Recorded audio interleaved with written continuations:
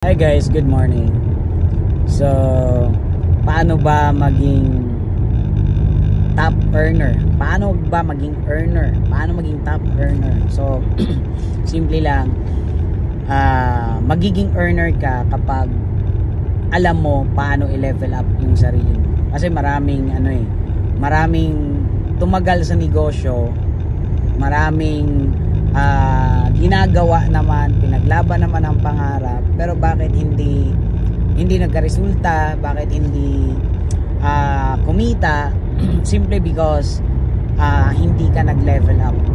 Okay, kailangan mong i-check yung sarili mo kung sa tagal ng ginagawa mo, may ginagawa ka bang bago, nag-grow ka ba? Alam mo yon, yung mga ganong mindset na chine-check yung sarili. Nag-grow ba ako?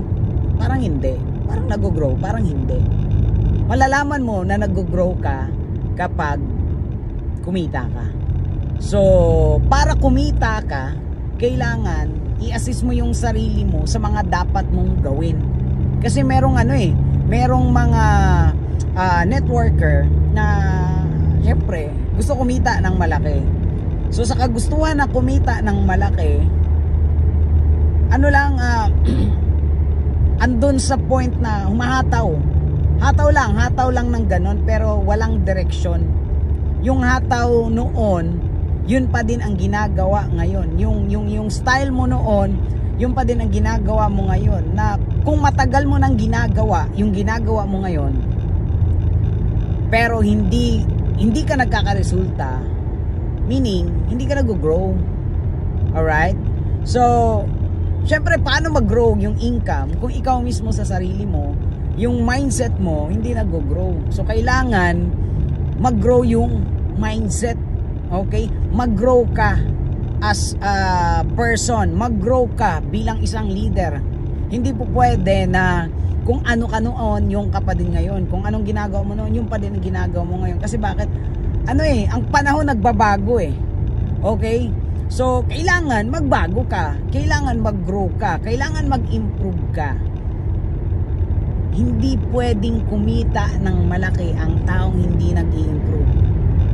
Wala akong kakilalang earner na hindi siya nag-improve ng sarili niya. Wala akong kakilalang earner na kaya siya kumita dahil ang ginagawa niya dati, yung pa din ginagawa niya ngayon. Na dahil yung mindset niya dati, yung pa din ang mindset niya ngayon. No! Bawat mga earner, bawat mga top earner, kaya yan kumita kasi meron silang something na ginagawa. And that something na kahit maliit yan, kahit konti yan, kapag may binago yan, the moment may binago yan, may magbabago sa resulta. So ngayon ikaw na nakikinig nitong video na to, check yourself. Nag-grow ba ako? Nag-i-improve ba ako? Nagle-level up ba ako? Or eto pa rin ako noon?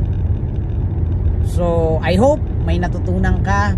Check mo yung sarili mo para at least malaman mo, oy, hello, hi, hello self.